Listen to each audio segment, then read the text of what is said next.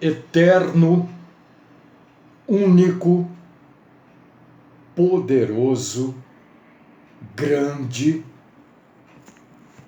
maravilhoso, Senhor da glória, aquele que deve ser o Senhor das nossas vidas, aquele que cuida de nós,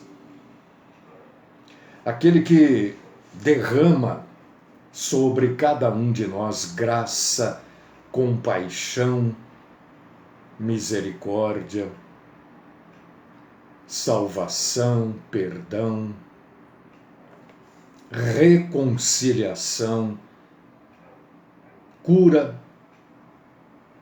restauração. O único Deus que existe, não há outros. Infeliz, pobre de entendimento, todos aqueles que acreditam em outros deuses. Glórias para o único Deus que existe, o eterno, o Eu Sou, o Pai do Cristo Jesus. É a Ti, Senhor, que nós adoramos aqui todos os dias. É ao Senhor, único Senhor, que nós nos curvamos todos os dias. Recebe-nos também nesta manhã de sexta-feira como adoradores do Senhor. Ensina-nos. Cuida de nós como o Senhor sempre tem feito. Livra-nos, Senhor, de todo ataque do mal. Livra-nos da mentira. Fala conosco. Sustenta-nos nas nossas fraquezas e debilidades. Esta é a oração que eu faço por mim e por todos os irmãos e irmãs no santíssimo e poderosíssimo nome daquele que sem dúvida alguma está conosco e virá buscar a sua igreja, Jesus Cristo. Amém.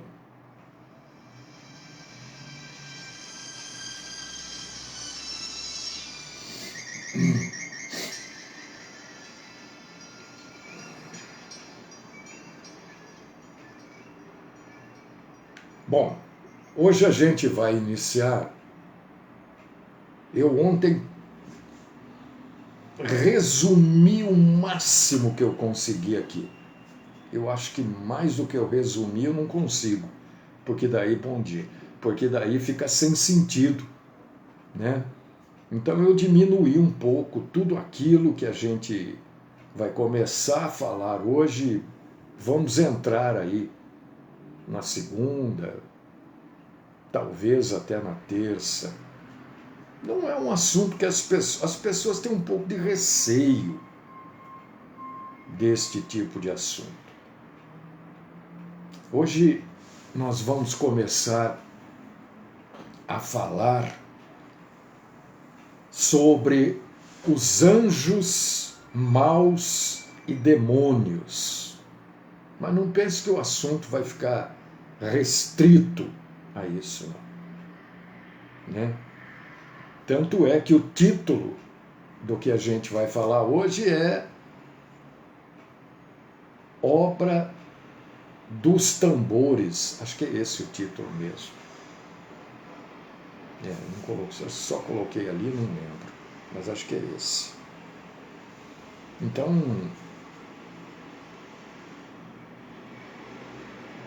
o nosso inimigo, talvez você tenha algum inimigo carnal, mas não é nada comparado ao inimigo que, como não consegue atacar a Deus, ele quer atacar os filhos de Deus, as criaturas de Deus. Tanto os filhos como as criaturas. E de acordo com a Bíblia Sagrada, ele é astuto e ardiloso.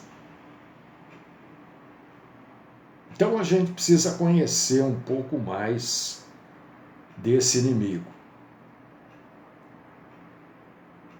para a gente ter a maneira correta, a maneira bíblica de lidar com esse inimigo. E a palavra de Deus não nos foi deixada em vão. Se você lê agora aí, 2 Pedro, todo dia eu falo isso, capítulo 3, versículo 18, né? Diz que todo cristão tem que ter uma preocupação, tem que ter um desejo, uma meta, um objetivo, um alvo. Antes crescei na graça e no conhecimento do nosso Senhor e Salvador Jesus Cristo. Esse é o alvo. Conhecer Cristo Jesus. E passa por esse assunto que a gente vai começar a abordar hoje. Por quê?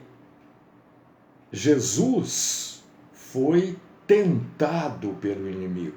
Todo mundo sabe disso, né? E vários irmãos e irmãs são ludibriados, enganados e sofrem aflições, porque não conseguem distinguir um engano da verdade, e aí as aflições são muitas.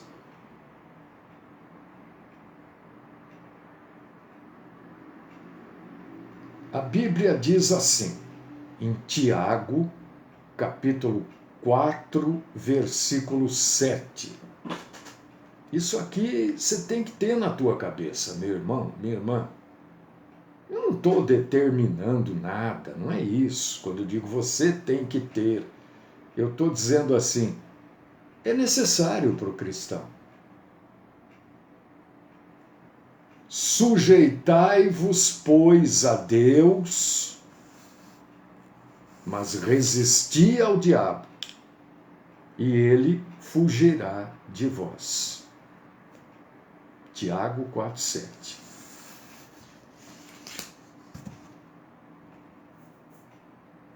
A gente tem que se sujeitar a Deus, porque sem estarmos entregues a Deus, não tem como resistir ao diabo.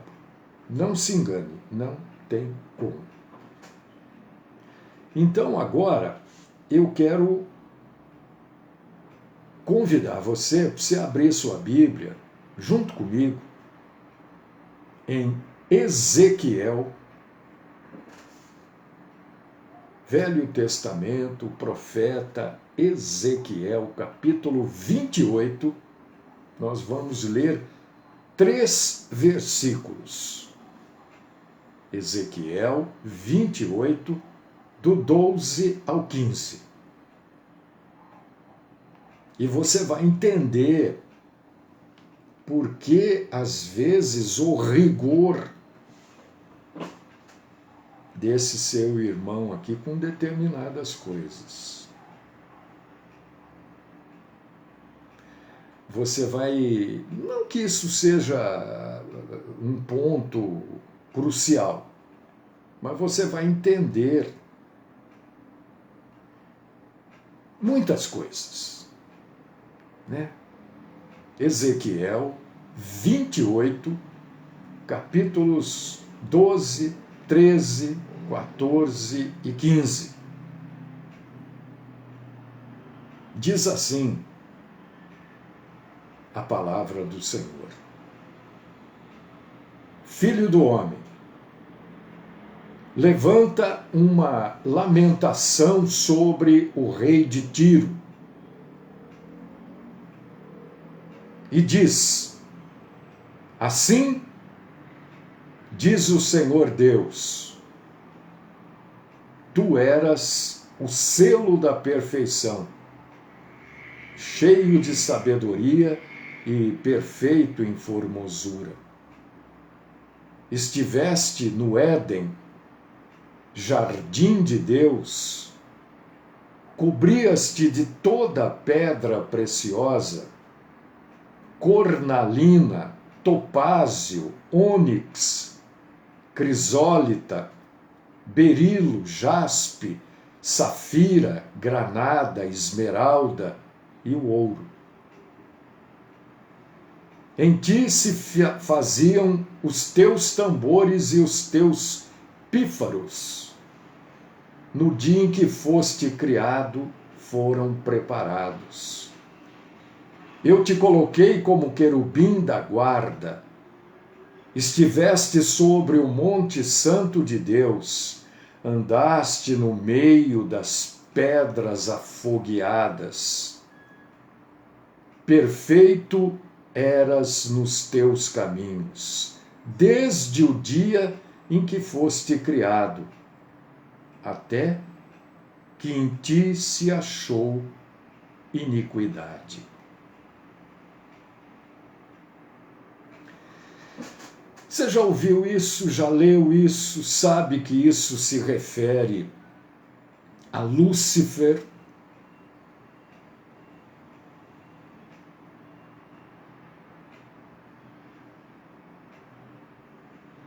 e no livro de Isaías, você vai encontrar também algo muito parecido, né? No livro de Isaías, Lúcifer é o filho da alva. O nome, Lúcifer é um nome. Ele significa o brilhante, a estrela da manhã. E como Ezequiel diz, o selo da perfeição. Só para você ter ideia, queridíssimo irmão e queridíssima irmã em Cristo, para você ver o poder deste inimigo.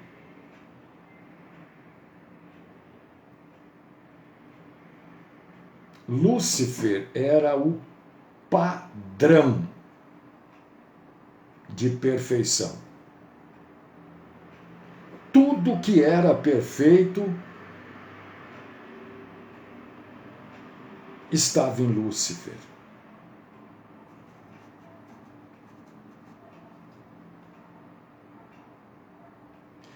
A Bíblia também descreve Lúcifer como cheio de sabedoria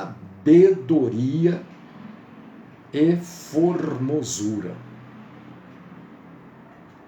A Bíblia vai além na descrição. Lúcifer, na Bíblia, é descrito como o mais belo e sábio de todas as criaturas.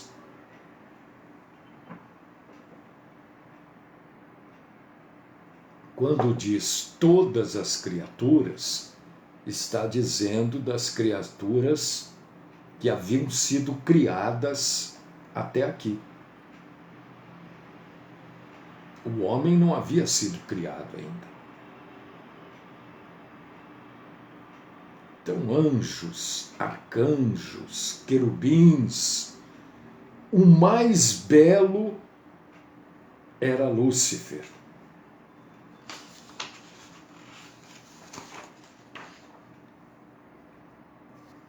E você se lembra agora, a gente acabou de ler aqui sobre quando Lúcifer foi criado,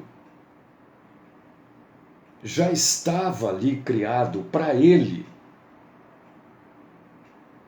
os tambores e os pífaros, né? Em ti se faziam os tambores e os teus pífaros.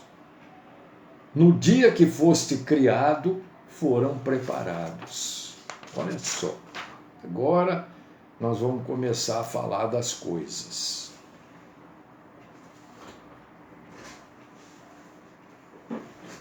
A obra dos tambores e dos pífaros. Se você não souber o que é um pífaro, entra aí na internet, aí você vai ver, é rapidinho. Isso quer dizer o quê, meu irmão? Minha irmã, o que quer dizer isso? Obra dos tambores e dos pífaros. No dia em que se faziam os tambores e os teus pífaros, no dia em que foste criado, foram preparados. O que quer dizer isso? Por que esse sujeito está falando essas coisas aqui? Porque eu falei que ia trazer coisas reveladoras, não é revelação, né?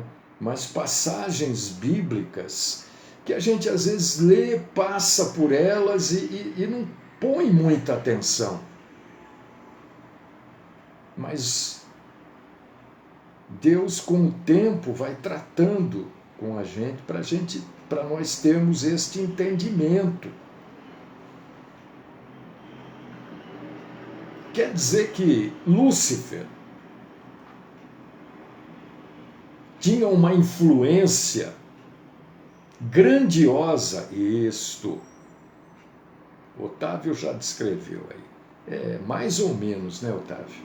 Né? É como se fosse uma flauta.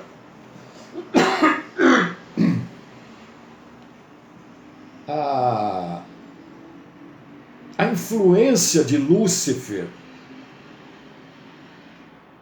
na área da música fica claríssimo na Bíblia Sagrada, quando fala, né, dos tambores e dos pífaros,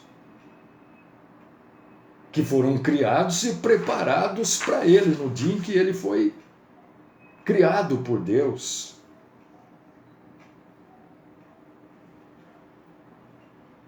Para a gente entender, tá? Por favor, não vai ter isso como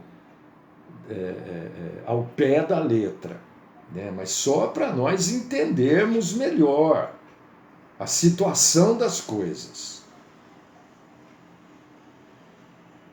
Muito provavelmente, Lúcifer era como um maestro, como se fosse um maestro da orquestra celestial.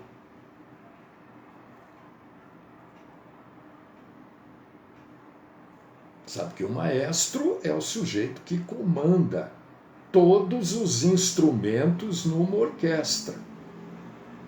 Nenhum instrumento toca sem que o maestro determine que ele toque.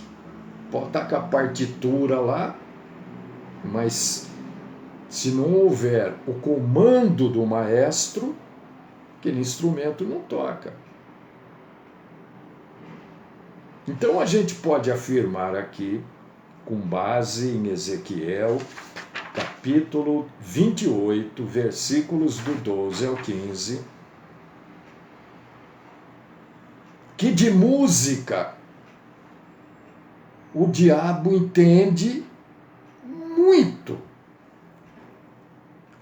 E por um bom tempo ele soube agradar ao próprio Deus com os seus louvores. Ele era o comandante lá da orquestra celestial que louvava, glorificava e exaltava a Deus. Ele era um maestro, como se fosse um maestro. E como ele aprendeu como agradar a Deus, depois que o orgulho, né, a prepotência tomou conta dele, ele aprendeu também a ofender a Deus e a santidade de Deus. O que quer dizer isso? Isso quer dizer que muitas músicas são feitas para se opor a Deus, para ofender a Deus, exatamente o contrário do que ele fazia, ele faz hoje.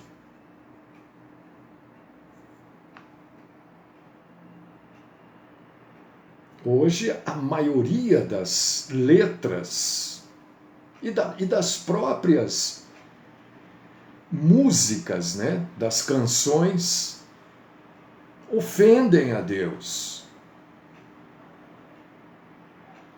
E o pior de tudo isso é que estas músicas e essas letras têm entrado nas nossas igrejas, nas nossas denominações, fazem parte das nossas denominações.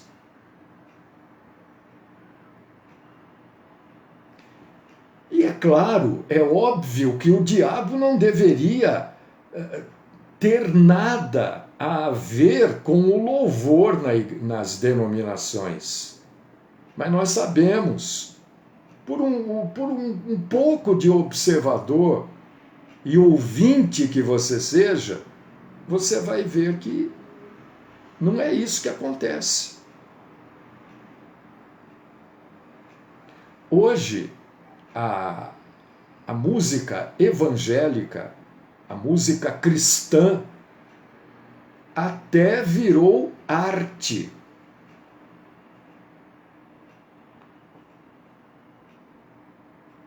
E que tipo de arte será que se transformou o louvor a Deus? Né? Hoje tem dança dentro da igreja, tem o pastor que fica fazendo passinho dentro da igreja. Hoje tem de tudo. Hoje é a igreja ao gosto do freguês. Eu tenho esta pregação feita há acho que uns 18 ou mais, ou 20 e poucos anos atrás. A igreja ao gosto do freguês. A igreja hoje, as denominações são assim. Se você gosta de um tipo de música, você vai numa determinada igreja. Se você gosta de outro, você vai na outra. E assim você escolhe aonde te agrada mais.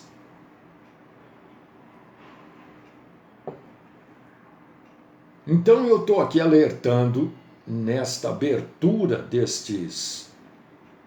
dessas pregações que eu vou trazer, cuidado com as músicas e as letras que estão sendo chamadas de gospel ou evangélicas. Muito cuidado. Não se esqueça em momento algum deste cuidado, que Deus quer adoradores espirituais. O louvor e a adoração, ele tem que ser prestado com o devido respeito ao Senhor.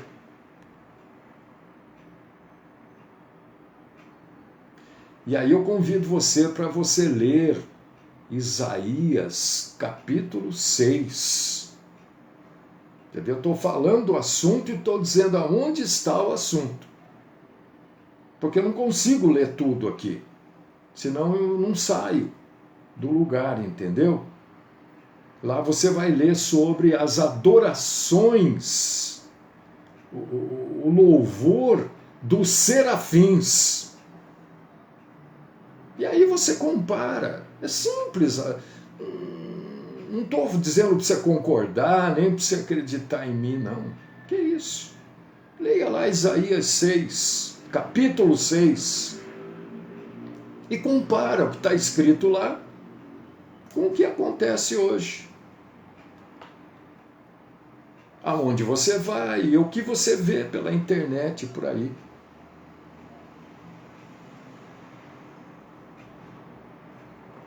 Eu sou contra, já falei esse negócio de marcha para Jesus, é tudo bobagem, bobagem. Isso aí é coisa da cabeça do homem que acha que nada. Ali as pessoas vão para ver o cantor tal, a banda tal, e para passar uma manhã, normalmente de domingo, diferente, porque não tem nada ali. Nada! É para o pastor não sei o que ficar famoso, a banda dele não sei o que, para o pastor cantar para um número. Isso aí é visível. Não vê quem não quer, né? Porque ali não há evangelização. É show. Mas pronto, olha como é simples. Não é evangelização, é um show. E na maioria das vezes até as pessoas que são assim, que a gente chama de mundanas, né? Que não são tementes a Deus, que não são salvas, existem até alguns shows que assustam até essas pessoas.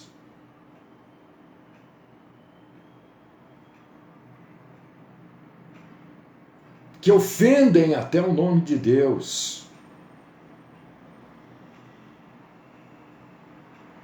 Não, mas nós estamos oferecendo isso para Deus. Entendeu? Estamos oferecendo para Deus. Isso é de Deus. Então, pensando desse jeito, até o diabo é de Deus, então. Pronto. Vamos pensar assim, nós vamos chegar nessa conclusão. A dança é bíblica. Bom, eu não me lembro de ter visto na Bíblia ninguém dançando dentro do templo, nem dentro da sinagoga, né? Porque Davi dançou, sim. Miriam, mas nós vamos chegar lá no papo da dança do Davi daqui a pouco. Calma. Não sei se hoje, será que é hoje? Acho que é. Você vai ficar estarrecido, meu irmão, minha irmã. Você vai falar, eu nunca tinha pensado nisso. Pois é, calma que nós vamos chegar lá. Mas eu nunca, não sei. Quem foi que dançou dentro da sinagoga? Quem foi que dançou nem dentro do templo, no átrio do templo? Quem? Ninguém. Hoje a dança, como se diz, é dentro daquilo que se chama de igreja.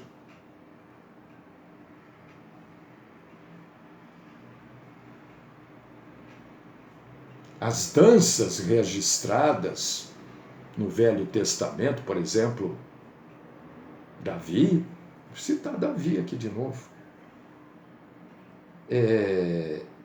eram danças e gestos coreografados e era algo comum no meio do povo. Não eram gestos e coreografias pornográficas, como são vistas nesses shows aí.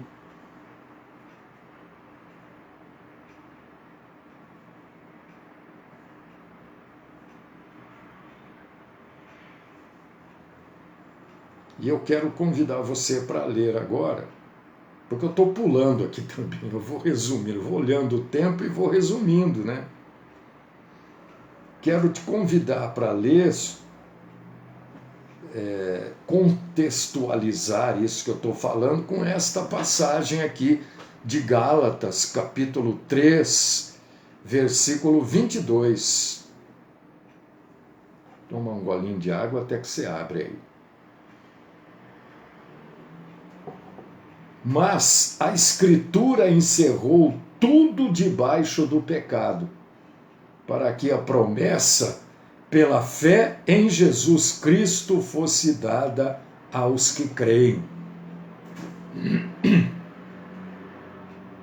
Pastor, não entendi, eu acho que não está fora do contexto. Calma, guarda esta passagem. Gálatas 3:22. A Escritura encerrou tudo debaixo do pecado, para que a promessa pela fé em Cristo fosse dada aos que creem. Agora você vai entender. Não está fora do contexto. Eu disse que eu estava contextualizando. No texto bíblico que fala da dança de Davi, que é 2 Samuel, né? Isso. 2 Samuel, capítulo 6, versículo 14. Você já leu, claro que você leu, mas nós vamos ler de novo. Porque aqui a gente não fica jogando palavras ao vento. E eu não estou me engrandecendo, não. Estou falando para que você entenda o trabalho que a gente faz.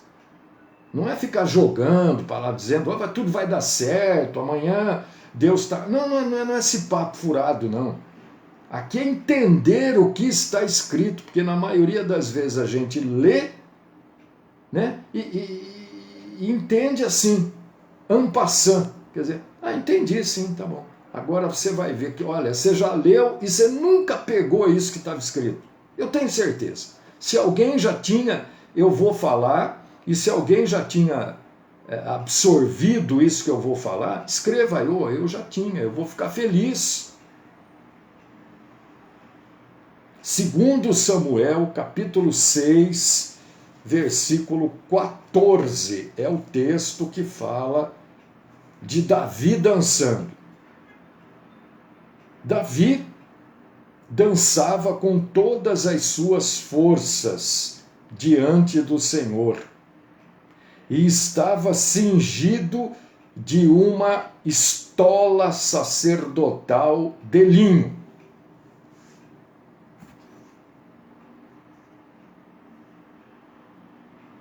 Você já leu esse texto, você conhece esse texto. Todo mundo que vai justificar a dança dentro da denominação usa esse texto. E usa o da Miriam também. Mas você leu o que está escrito aqui? Davi dançava com todas as suas forças. Então ele estava dançando na carne. Porque a força está na carne. A força do homem está onde? Na carne, no músculo, nos músculos.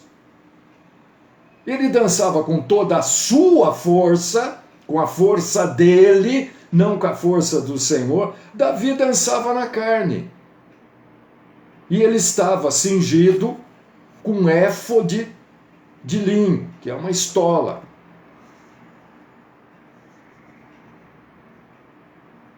Por que Deus mandou Jesus,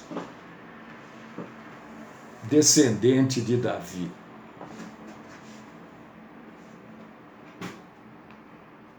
Por quê? Por isso. Porque a velha aliança não poderia mais satisfazer a Deus, porque as pessoas já estavam fazendo as coisas, os rituais, já estavam fazendo na sua própria força, não mais na força de Deus. E esta dança de Davi, né, já não era mais uma dança espiritual, porque ele fazia com as suas próprias forças, na força da sua carne.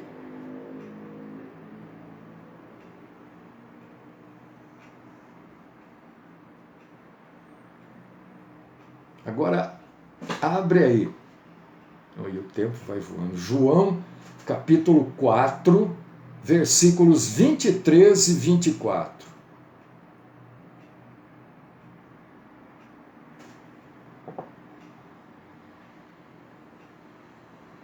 É fantástico estudar a Bíblia, gente. A maioria não gosta. Não tem paciência. Mas se não estudar a Bíblia, não entende, não aprende, não serve a Deus, não adora, não conhece Deus. Mas a hora vem, e agora é, em que os verdadeiros adoradores adorarão o Pai em espírito e em verdade, porque o Pai procura tais que assim o adorem.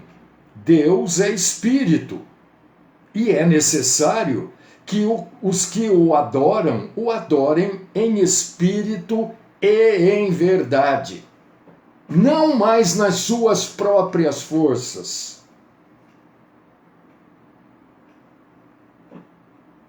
Está vendo? Usa-se para justificar uma coisa que Deus já não queria mais. Está vendo o que é falta de Bíblia? O que é falta de estudo bíblico?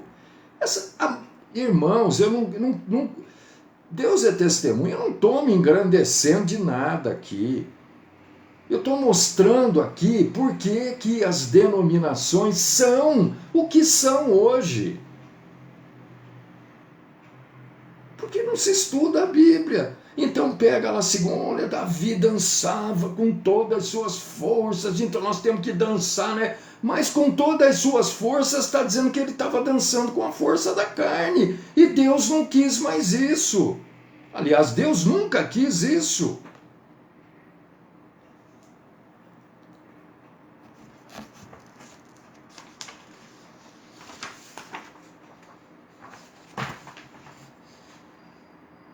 Fazer de tudo para ganhar alguém para Cristo é uma coisa, tá certo.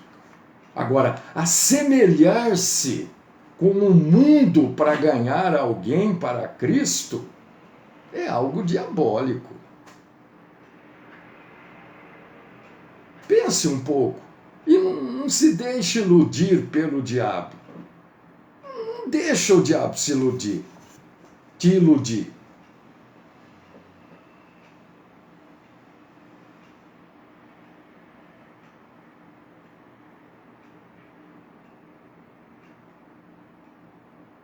Lúcifer também é chamado de querubim da guarda ungido. Olha só, um trechinho aqui, já estamos acabando para hoje. Até vou marcar aqui até onde eu fui. Ó. Se passar um minutinho é muito, gente. Isso aqui eu não posso deixar de falar nesse contexto que eu estou. Então, Lúcifer, ele era chamado também de querubim da guarda ungido.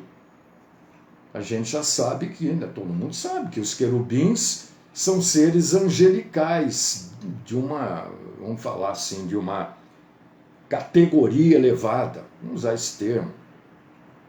Lúcifer era o líder, o chefe, o boss dos seres angélicos. E, evidentemente, ele que guiava esses seres angelicais em louvor e júbilo a Deus. Por que você está dizendo que era ele que guiava? Por quê? Como que você chega a essa conclusão? Né? É simples também. Porque em Ezequiel 28, do 14 ao 16, se você quiser ler, é bom ler. A palavra da guarda significa literalmente quem conduz. Eu não entendi. Um querubim. Um querubim de guarda é aquele que conduzia. Mas por quê? Não estou entendendo isso que você está falando. Calma, agora você já vai entender. Porque não se tinha o que guardar naquela época. Não havia inimigo de Deus ainda naquela época. Isso aqui é antes da queda de Lúcifer. Então não havia nada para ser guardado. Então a guarda ali não era que protegia, era o que conduzia. Então Lúcifer aqui, ele era assim, o condutor dos querubins, da orquestra, de tudo que eu estava falando agora há pouco. São conclusões óbvias. O que se guardava naquela época? Nada. Não tinha nada para guardar, porque não tinha nenhum inimigo. Aí Lúcifer caiu. Caiu. E a gente continua sobre essa passagem bíblica na segunda-feira. Se você quiser acompanhar, tem muita coisa, gente. Tem coisas fantásticas aqui na Bíblia, que a gente já leu e passou e ficou. Mas agora nós vamos mexer um pouquinho aqui.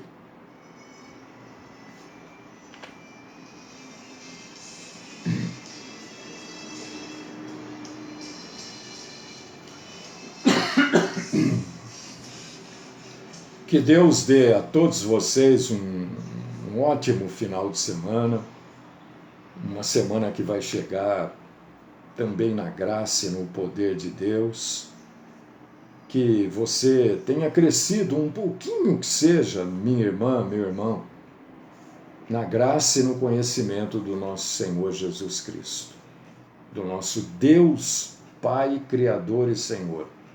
Cuida de nós, Senhor. Ajuda-nos a não sermos presas do inimigo, que é astuto, tem milhares e milhares de anos de astúcia e sabe absolutamente ou quase tudo do ser humano. Mas o Senhor é conosco, nos instrui e nos encaminha, nos protege, nos salva e nos perdoa. E eu te louvo por isso, Senhor, no santíssimo nome do Cristo Jesus. Amém.